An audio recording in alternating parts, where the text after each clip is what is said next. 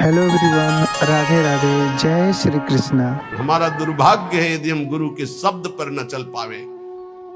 जैसे बाण अमोघ प्रभु का, ऐसे गुरुदेव के शब्द अमोघ। अगर शब्द पे चढ़ जाओ तो लक्ष्य पे पहुंचा दे।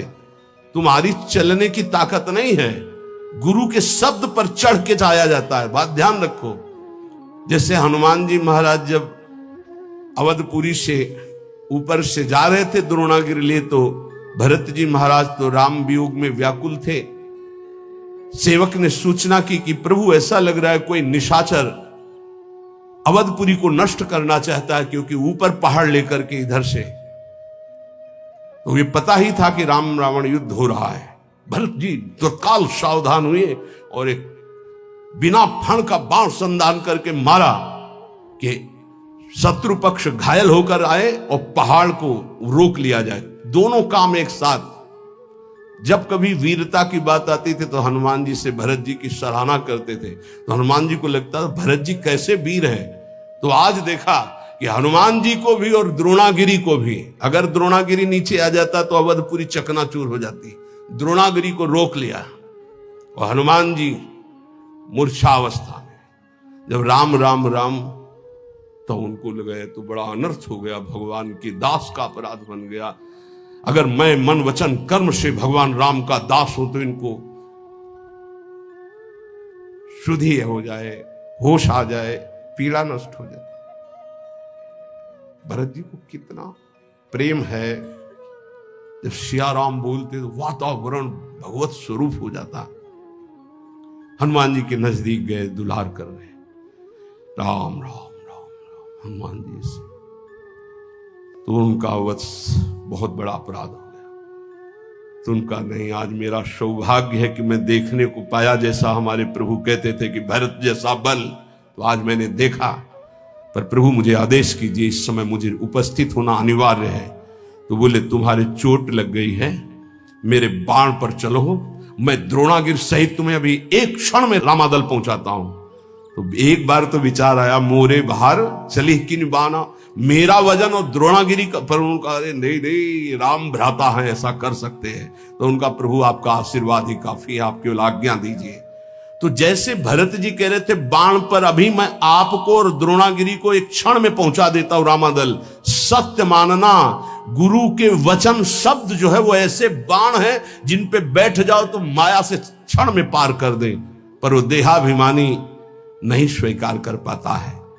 बादई हो तो कुम्हार को कूकर, खाली हृदय गुरु रीति न मानत, काचे धर्म मिन के सुनो छंद, धर्म में धर्म मरम न जानत।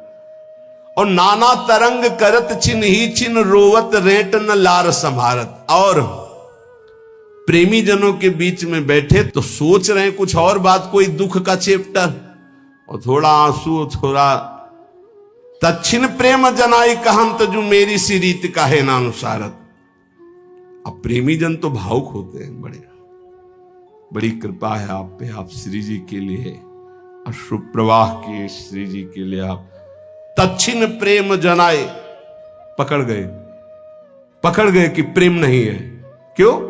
प्रेमी कभी स्वीकार ही नहीं करता अपने साधना को, अपने प्रेम को। दक्षिण प्रेम जलाई कांत, जो मेरी सी रीत का है ना अनुसार। रसिक समझ गए कि ये इसका आंसू प्रियालाल के लिए नहीं थे, ये तो केवल प्रेम प्रदर्शित करने वाला था। अब वो जब उदास हो गए रसिक जन, देखो उदासीनता आई, तो दक्षिण झगड़ रिसाई कहंत, जो मेरी बराबर औरल मानत। और झगड़ने लगे कि मुझे प्रेमी कहो। ऐसे है ये काचे धर्मिन के सुनो छंद, धर्म में धर्म मरम न जानत। और गुरुजनों से, रसिक जनों से, मेरो सो प्रेम मेरो सो कीर्तन, मेरी सी रीत का है ना अनुसारत। हम कीर्तन कर देना, ये अहंकारी की भाषा। और मेरो सो गान मेरो सो बजाई वो, ऐसा भी होता है। मेरो सुकृत सबे जो विसारत। एक बार चांस दीजिए, फिर आप देखेंगे। जब चांस दिया ना तो देखा कि शून्य के नीचे माइनस पे आ गए। अहंकारी श्री जी के आगे नहीं गा सकता, ध्यान रखना। और जिनको देखा रो करके ऐसे तो रंग जमा दिए, रंग जमा दिए। जिनको था कि मैं कुछ नहीं हूं, रो रहा है श्री जी के चरणों में, तो रंग जम गया। और जिनको था कि हां कुछ नहीं, बोले मेरो सो प्रेम मेरो सो कीर्त। बात करने से पता चलता है कि साधक रसिक है या अहंकार का रसिक है, श्री जी का रसिक है या अहंकार का रसिक। वैसे प्राय अहंकार का ही होता है। कोई बिरला जो कहे हरिवंश रस बिरलो समझनहार। यहां तो ऑपरेशन थिएटर है, यहां तो तुम्हें इत्र लगा के नहीं भेजा जाएगा, यहां तो ऑपरेशन करके भेजा जाएगा। अगर ऑपरेशन नहीं हुआ तो फिर कहां जाओगे? रसिकों की सभा में तो ऑपरेशन होता है। मेरो सो प्रेम मेरो सो कीर्तन मेरी सी रीत का है अनुसारत, और मेरो सो गान मेरो सो बजाई वो। ऐसा भी है, बहुत बहुत प्रकार से हमने देखा है। अहम का नहीं कीन हो इस कब हो अभिमाना, सुख हो वंचा कृपा निधाना। भगवान के दरबार में, श्री जी के दरबार में यही दरबार दीन को आदर रीति सदा चली आई। अब छाणी मर्याद गुरुन सो बोलत कंचन कांच बराबर मानत। ये जो कच्चे धर्मी होते हैं गुरुजनों से ऐसे बात करते हैं मर्यादा छोड़ करके, ये कांच और हीरे को बराबर समझते हैं। ऐसा होता है, ऐसा होता है। कांचे धर्मी लोग और तो पूरा और डाल दिए, और अच्छा है तुम कैसे हो। काचे धर्मिन के सुनो छंद धर्मी धर्म मरम। जब गुरुजन हंसकर बात करें तो तुम बहुत गंभीर हो जाओ। आज कृपा की वर्षा हो रही, जवाब देना नहीं उचित है, पान करना उचित। उनकी उस कृपा का पान करो। जब गुरुजनों से कभी बात करने का अवसर हो तो ऐसे बात करना चाहिए, कहीं हमारे मुख से कोई थूक की छींट उनके ऊपर न चले, ऐसे बात करनी चाहिए। बहुत सावधानी से गुरुजनों का सेवन किया जाता है तो गुरुजनों में ही लाडली जो दिखाई देने लगती है। हम गुरुजनों को बहुत संत मानते हैं, इसके आगे हमारी दृष्टि है। और उसमें भी कुछ प्रश्नवाचक चिन्ह रख के, प्रश्नवाचक चिन्ह रख के संत मानते हैं। अगर हमको ये साक्षात भाव आ जाए कि मेरी लाडली जो मेरे गुरुदेव के रूप में है, तो निश्चित समझो कुछ ही दिनों में आपका परिवर्तन बहुत जोर से हो जाए। इसलिए कहा गया गुरुर ब्रह्मा गुरुर विष्णु गुरुर्देव महेश्वरा गुरु साक्षात परब्रह्म तस्मै श्री गुरुवे नमः। पर ऐसा केवल बोला जाता है श्लोक में, भाव किसी के बिरले होते कि मेरे परब्रह्म परमात्मा साक्षात गुरुदेव जी, मेरी लाडली गुरुदेव जी। तो बोले देखे जो देखे भले जो भले, तुम आपनो और परायो न जानत। हाँ जो सदारस रीति बखानत, मेरी बराबर ठागन मानत। बोले देखे जो देखे भले जो भले, तुम आपनो और परायो न जानत। अभी कपड़ा केवल कल बदला है, कुछ ज्ञान नहीं है। महापुरुषों की सभा में आसन दिया जाता, चौड़े में आके बैठ जाते हैं। ऐसा नहीं होना चाहिए। गुरुजनों की, बड़े जनों की जहां आसन मिलता है उस आसन को माथा रखकर प्रणाम करके समेट कर बैठा जाता है। उसे समेट कर रख दिया, हाथ जोड़कर बैठ गए। इस परीक्षा होती है कि आप कितने योग्य उपासक हैं। वयोवृद्ध और सिद्धों की बात जाने दो, लेकिन साधक को चाहिए कि अगर सभा में गुरुजनों की या पूज्य जनों की सभा में आसन मिले तो आसन पे नहीं बैठना चाहिए। तत्काल उस आसन को प्रणाम करके समेट कर रखा जाए और जमीन पे बैठा जाए, या अन्य उस आसन विशेष जो आसन दिया गया उस पे नहीं, उसका कोना पकड़कर धीरे से हटा के फिर ऐसे। ये महापुरुष जन इसको देखते हैं, ऐसे बड़ी प्रवीणता से देखते हैं। जिस समय मनु शतरूपा और देहूती जी पधारी करदम जी के यहां भगवान के आदेश से ब्याह के लिए, 3 आसन बिछाए। सम्राट को अर्घ देना यह अनिवार्य होता है, चाहे जितना बड़ा कोई ऋषि हो, क्योंकि वो भगवान का स्वरूप माना जाता है। तो उन्होंने पुनः अर्घ दिया करदम जी को। जब मनु जी को अर्घ दिया तो उन्होंने करदम जी को भी अर्घ दिया। परस्पर प्रणाम हुआ और आसन को स्पर्श करके फिर आसन पर बैठ गए महाराज मनु। शतरूपा जी ने महाराज मनु जी का अनुकरण किया, लेकिन देहूती जी ने माथा रखा आसन पर और समेट करके आगे रखकर भूमि पर बैठ गए, क्योंकि पति के द्वारा दिया हुआ, प्रीतम के द्वारा दिया हुआ और स्वामी के द्वारा दिया हुआ आसन, उसे सम्मान करना चाहिए, ना कि उसमें प्रथम है ना मिला। ऐसे ही शिष्य का होता है। गुरुजनों के यहाँ या पूज्य जनों के यहाँ अगर हम जाएं और हमें आसन मिल रहा है तो हमें प्रणाम करके आसन को समेट के रख देना चाहिए। नहीं नहीं बैठे, हम तो आपके चरण रज में बैठने का लाभ लेने आए हैं, हमारा अधिकार आसनों पर बैठने का नहीं, ऐसा दैन्य भाव से। तो बोले कैसे धो पाऊं तिहारे हृदय को, आन द्वार के मोही न जानत। सेवक जी महाराज कहते हैं तुम हमारे हृदय की बात को कैसे समझ पाओगे? तुम अभी आन द्वार में हो, कच्चे धर्मी हो, कहीं मान प्रिय है, कहीं संसारिक धन का लाभ प्रिय है, कहीं भोगों का लाभ प्रिय है। हमारे द्वार में खड़े हो तो तुम्हें समझ में आएगा कि रसिक किसे कहते हैं। जहां किंचिन मात्र सुख वासना नहीं, केवल श्यामा श्याम का अनुराग। आन द्वार के मोहि न जानत, काचे धर्म मिन की सुनो छंद, धर्म में धर्म मरम न जानत। और तरंग सुनो अति मीठी, सखीन के नाम परस्पर बोल। ये सब मना किया गया, वाणी जी है, बहुत बड़े महापुरुष बोल रहे। ये वृंदावन नित्य विहार रस है, इसमें ये सब ना करे तो रस प्राप्ति हो जाए। और तरंग सुनो अति मीठी, सखीन के नाम परस्पर बोलत। लाल गाल, पलके भी लाल। अरे यहां लाली मेरे लाल की, जित देखूं तित लाल। जिधर देखे मेरा प्रीतम, ये श्रृंगार है अपने हृदय का।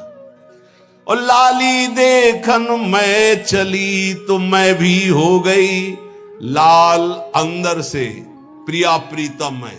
ये गाल लाल करने से लाल जी थोड़ी मोहित हो जाएंगे, फिर क्या होता है ये भी दर्शन किए हैं। और तच्छिन केस गहंत जो मुष्टिहन, साकत शुद्ध बचावत डोलत। ये चलता है। 100 वाला नोट तूने क्यों दिया? बोले वो हमारी तो दिया था, एकांत में चल रहे हैं घूसे। ये सखी सहचरी की उपासना नहीं भाई, यहां मोक्ष सुख का भी त्यागी है। इसलिए बाहरी बोले अपनी सहचरी भाव को पास, तो सहचरी शरीर है क्या? अरे बनिता पुरुष भाव मिट जाए, सेवे ललितादि के भाई। ये परमहंसों का रस है। ऊपर से चुनरी और चोली पहनने से सहचरी नहीं हो जाता। स्थूल सूक्ष्म कारण तीनों शरीरों का त्यागी सच्चिदानंद भाव का सहचरी भाव है। कह रहे बनिता पुरुष भाव मिट जाए। बनिता कहते स्त्री शरीर, पुरुष कहते पुरुष शरीर, दोनों का शरीर भाव मिट जाए। पांचों भूले दे सुधी। एक मच्छर काट रहा है तो उसको तो भूल नहीं पा रहे। पांचों भूले दे सुधी, छठे भावना रास की, तब रास की भावना में डूब। यही तो है गुरुजनों की। कह रहे सेवक जी महाराज, कैसे दो पाऊं तिहारे हृदय के, आन द्वार के मुंह न जानत। जो गुरुजनों की आज्ञा का पालन नहीं करते, छाण मर्जाद गुरुन से बोलत, अपनी अपनी मनमानी कर रहे, कैसे दिव्य भाव देह को प्राप्त हो। सेवक जी कह रहे ये परस्पर नाम सखियों के रखते हैं, थोड़ी थोड़ी बात में घाटे मुनाफे में, इधर उधर अनुकूलता प्रतिकूलता में फिर थप्पड़ और घूंसा चलते हैं, लिखा हुआ है। और सेवा का एक हमारा ग्रंथ है सेवा विचारम, उसमें लिखा हुआ है कि ऐसा भाव प्रकट में करके अपराध न करे। अपराध किस बात का? मजाक मत बनाओ, इसको मजाक मत बनाओ। ये मजाक नहीं, ये सच्चिदानंद रस है। श्री कृष्ण के लिए जो अर्पण करने की बात हो, मीरा जी से सीखो। मीरा जी से बड़ा कोई गोपी नहीं है, ध्यान रखना। मीरा जी की जरा जीवन चरित्र को पढ़ के देखो, रत्नावती के जीवन चरित्र को पढ़ के देखो, भागमती की, यमुना बाई, करमैती बाई, कर्मठी बाई। ये नौटंकी नाटक मत करो। एक से एक महान महिमामयी हमारी श्री कृष्ण प्रेमी हुई है, उनके जीवन चरित्रों को पढ़ के देखो। ये बाहरी नाटक मत करो। तच्छिन केस गांत मुष्टिहन, साकत शुद्ध बचावत डोलत। तच्छिन बोले तू प्रेत तू राक्षस। पहले बोली ललिता विशाखा सखियों के नाम, फिर चले घूसे और फिर आ गए अपने स्वरूप में। वो बोले प्रेत, तो बोले तू राक्षस। और फिर परस्पर जाति प्रमाणत, फिर जाति की गालियां सुनी, तू सारी ऐसा, तू नीच। कहां गया तुम्हारा भाव? बोले काचे धर्म इनके सुनो छंद, धर्म धर्म मरम न जानत। कभी संग मत करना, ऐसा प्रार्थना है सच्ची। मान लीजिए इस समय इस रस में इतनी ऊंचाई पर सब महापुरुषों को प्रणाम है, लेकिन जो गुरुदेव की ऊंचाई, शांत भाव, दास्य भाव, शक्य भाव, वात्सल्य भाव, गोपी भाव, सहचरी भाव की जिस ऊंचाई पर गुरुदेव भगवान है, ऐसे बिरले कोई महापुरुष होते, बिरले महापुरुष होते हैं। ये हमारा सौभाग्य है कि मुझे लाडली जी ने ये गर्व करने के लिए दिया कि मेरे गुरुदेव ऐसे, मेरी स्वामिनी ऐसी है। सेवक जी महाराज कह रहे हैं ऐसे मार्ग से भ्रमित होकर कोई मनमानी आचरण ना करे, नहीं तो रस की प्राप्ति नहीं होती। बोले भूल करके कभी ऐसा संग नहीं, और ऐसा कभी बोले परमहंसों का एकांतिक रस है। जान्यो धर्म देखी रस रीति, जो निष्ठुर बोलत बदन प्रकाशित। बोले ये जो कच्चे धर्मी लोग होते हैं, ये बहुत कड़ुआ बोलने वाले होते हैं। इनका नाक में गुस्सा रहता है, कच्चे धर्मियों के। निष्ठुरता पूर्वक हृदय में चुभ जाए ऐसे वचन बोलते हैं। सेवक जी कहते हैं इस प्रकार के आचरण करने वाले कच्चे धर्मियों का कभी संग नहीं करना चाहिए, नहीं तो ऐसे न वैसे रहे मजरेडो पाछलियो जो करी निर्वासी। मजरेडो बहुत ज्यादा होते हैं। मजरेडो समझते हो? ना गृहस्थ के, न विरक्त के, न संसार के, न प्रभु के, बीच में डोलते हैं, ऐसे बहुत होते हैं। ऐसे न वैसे रहे मजरेडो पाछलियो जो करी निर्वासित। फिर ये वही फेर जैसे के तैसे वहीं पहुंच गए, वैसे उससे भी नीचे गिर गए। क्योंकि गिरे हुए पुरुष को तो उठने का चांस है, लेकिन जो उठ करके गिरता है उसकी हड्डी टूट जाती है, उसको फिर उठने का चांस नहीं रहता।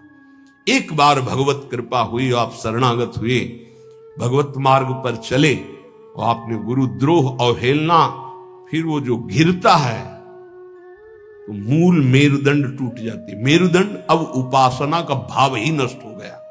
अब किस जन्म में, कब, किस युग में अवसर ऐसा आवेगा, भटको। काचे धर्म मिन के सुनो छंद, धर्म ही धर्म मरम मन जान। ये ऐसे होते हैं, एक रिशाने से रूखे से दिखत, पूछत रीति भभूकत धावत, एक रंग मगे बोलत चालत, मामूले हु बपुर जु जनावत। एक ऐसे होते हैं कि बात करो तो बिल्कुल भभूकत, भूकत मतलब किसका, समझ रहे हो ना? हाँ, बात करो तो एकदम खा के दौड़ जाएंगे। ऐसे होते हैं, बहुत विचित्र विचित्र। इसीलिए इतना ही काफी है, गुरुदेव भगवान को साष्टांग दंडवत। जिनसे परिचय है प्रेमी रसिक महापुरुषों को पंचांग दंडवत, साष्टांग दंडवत, जैसा भाव बना, और चराचर जगत को नमन। ये सिद्धांत वैष्णव सिद्धांत में है। किसी को छूने की जरूरत नहीं है, अपने गुरुदेव भगवान की चरण रज अपने लिए पर्याप्त है। हमें किसी और के सपोर्ट की जरूरत नहीं है। बोले एक रिशाने से रूखे से दिखत, दर्शन मात्र से लगता है कि गुस्सा है। बात करे तो कैसे बात करनी चाहिए? हरिवंश नाम का प्रताप जिसके उदय होता है, हंसी बोले बहुमान। आप कैसे? बहुत प्रिय वचन है। बचने का दरिद्रता है, पैसा लगता है मीठा बोलने में, हित बोलने में पैसा लगता है। श्री हरिवंश, राधे श्याम, राधे श्याम, और आपका मंगल है, ठीक है, बस ऐसे। एक रिशाने से रूखे से, ये काचे धर्मी, एक रिशाने से रूखे से दिखत, पूछत रीति भभूकत धावत।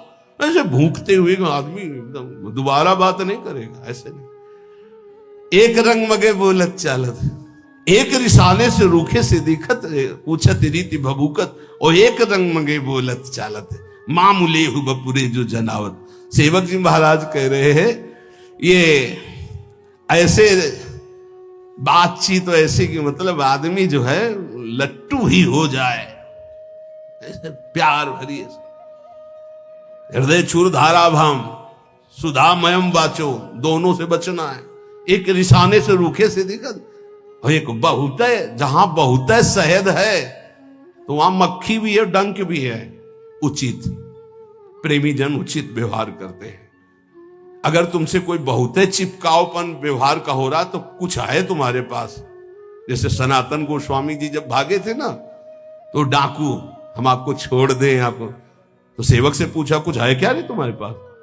बोले हाँ, वो मोहरे थी ना साथ, तुम चुरा के लाए थे आपके खर्चा के लिए। बोले इसीलिए बहुत प्यार से बोल रहा है, दे दे इसे, हम जानते हैं कौन है, डाकू है, इसको दे दे। या अगर तुम्हारे पास कुछ है और फिर कोई बहुत प्यार से बोल रहा है, वो बात समझना है। एक रंग मगे बोलत चालत माँ मिले हो, बहुत है सम्मान स्वागत तो बहुत होश में, और बहुत है नाक में गुस्सा तो भी होश में। सेवक जी महाराज कह रहे, एक बदन के साची साची का है चित्त सच्चाई की एको नानत। साधु बाहरी नहीं होता, साधु आंतरिक शत्रुओं को परास्त करके दिग्विजयी योद्धा होता है। काम क्रोध मद मान न मोहा, लोभ न क्षोभ राग नहीं द्रोहा, जिनके कपट दम्भ नहीं माया तिनके हृदय बसोर। षड विकार जित अनघ अकामा, चूक होना फिसल जाना एक अलग बात है, लेकिन उसे स्वभाव बना लेना, उसका रसास्वादन करने लगना।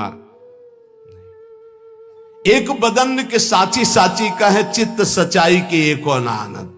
एक भी आचरण नहीं है जो बोला जा रहा है।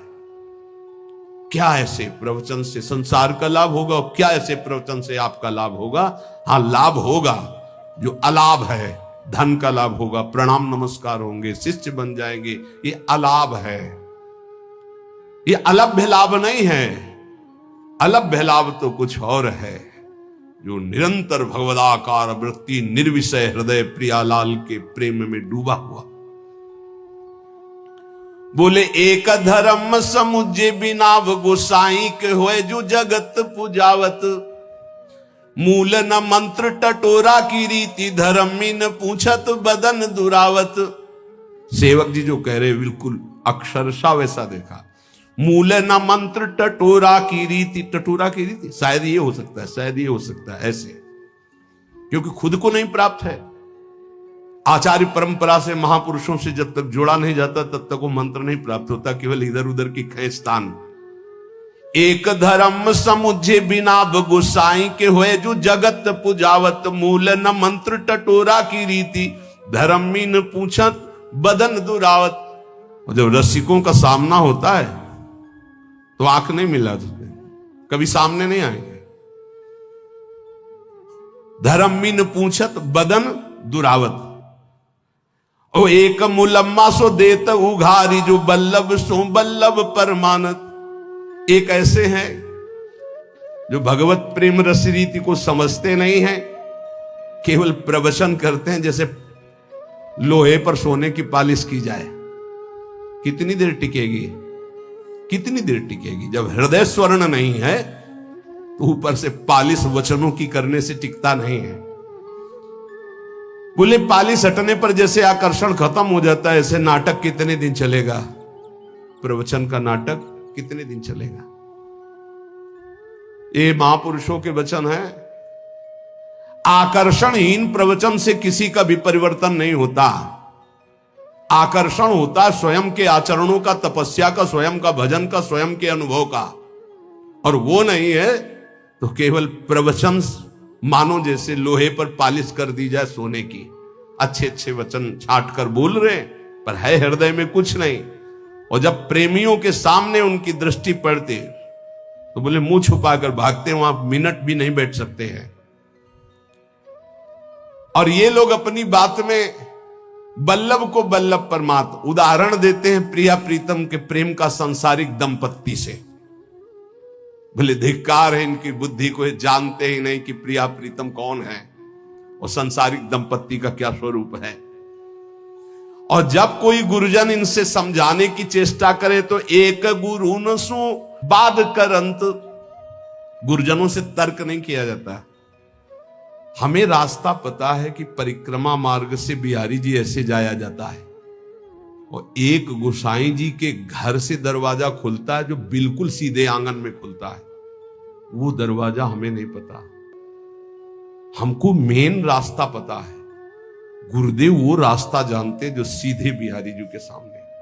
अब हमें तर्क होता है कि रास्ता तो ये है, ये हमको ऐसे के चुपचाप चले जाओ पीछे। तो किसी के गोसाई जी के घर में गए और घर से जब दरवाजा खुला तो बिहारी जी के आंगन में पहुंच गए। कभी गए हो इनमें इतने में बैठे हुए? वो पर्सनल है, हमको ले गए क्योंकि हम भिक्षा मांगने जाते थे। तो कहा था बाबा मंगला होती है एक बार बिहारी जी की, तब कहा था कि भीड़ में मत खड़े होना, हमारे घर आ जाना। जो ही गए ऐसे घर में घुसे, ऐसे दरवाजा खोला, सीधे आंगन में पहुंचे और बिहारी जी की गजब है, पर्सनल का मतलब क्या है। इसीलिए एक गुरुन सो बाद करंत, जो ये बात बहुत बैठालनी हृदय में कि गुरुदेव के शब्द पर प्रश्न नहीं आना चाहिए। ये ज्यादा बुद्धिमानी करना गिरने का लक्षण होता है। गुरु के शब्दों पर ज्यादा बुद्धिमानी ना करे, वो जैसे बोले वैसे ही पकड़ ले चुपचाप। एक गुरु सु बाद करंत, जो पंडित मानी हुए जी भई ऐठत।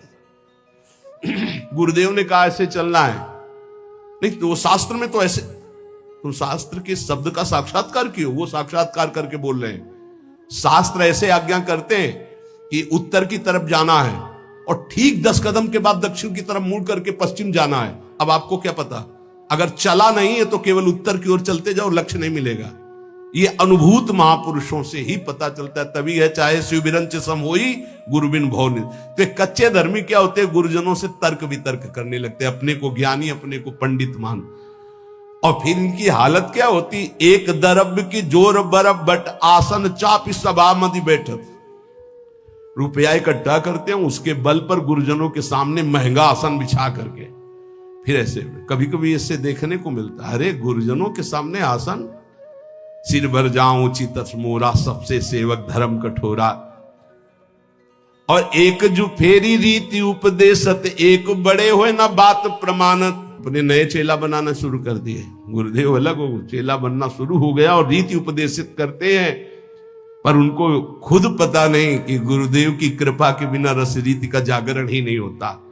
ऐसे काचे धर्मी होती है। सेवक जी कहते हैं मनमानी आचरण करने वालों को कभी श्यामाजू प्रसन्न नहीं होती, कभी नहीं मिलती। एक धर्मी अनन्य कहा है बड़ाई को न्यारी है बाजी सी मानत। एक ऐसे धर्मी है कि प्रिया प्रीतम के प्रेम की बात छोड़ करके अपनी बड़ाई के लिए सारा प्रयास करने लगते हैं। और के बाप सो बाप कहंत, द्रव्य के काज धर्म में ही छाणत। और के बाप को बाप कहन सो द्रव्य के काज धर्म, अपने धर्म में टिके रहो। हमारे माई श्यामाजू को राज बोलत बोल बटाऊ से लागत, हुए गुरु मानी न बात प्रमाणत। जब रसिक जन इनको उपदेश करते हैं तो ऐसे लगते हैं जैसे रास्ते में चलते लोग बात करते हैं। ये अपने को गुरु मानने वाले अहंकारी जीव कभी सच्चे रसिकों की शरण होकर अपने अहंकार का नाश नहीं कराते। सेवक जी कहते हैं परखे सुनो सुजान जहां कछ और कचाई, भक्त कहे प्रसन्न नतरुता कहे बुरबाई।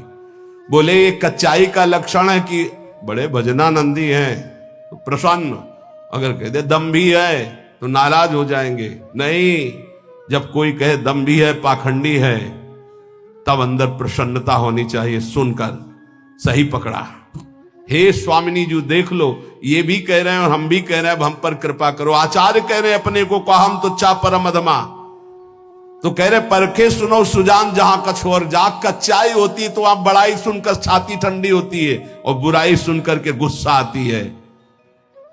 दिए सराहे सुख राहे दुख में दिन राती। अगर इनको देव भेंट देव बड़ाई देव प्रणाम करो तो सुखी, और नहीं तो रात दिन जलते रहते हैं। खावे को जो सजाती खर्च को होती बिजाती। ये ऐसे है कि जहां व्यवस्था की बात आई तो बोले हम तुम तो गुरु भाई हैं एक ही रस के, और जब सेवा का अवसर आया तो बिजाती बन गए। तो हे उपासक, ऐसे अनन्य धर्म में दीक्षित होकर प्रिया प्रीतम होकर इन कचाइयों को छोड़ो। लय उपदेश कहा अनन्य अनहाय अनर्पित जाय गटकत, आस करें विषयीन के आगे जो देखे में जोरत हाथ लटकत। दीक्षा ले ली, बिना अर्पित किए बिना भोग लगाए जल और भोजन पा रहे, दुर्गति पक्की। पानी भी मत पियो बिना राधा वल्लभ लाल की जय बोले। भोग भी अगर है तो 1 मिनट रुको, राधा वल्लभ सिंह हरिवंश, राधा वल्लभ सिंह हरिवंश, राधा वल्लभ सिंह, हे राधा वल्लभ लाल पाओ। अगर ऐसी जगह भोग नहीं लगा सकते पाओ, जय राधा वल्लभ लाल की। नाम लो, जय जयकार बोलो, फिर पाओ। ले उपदेश का आय अनन्य, अनहाय अनर्पित जाए गटकर। उपदेश ले लिए, अनन्य कहलाए।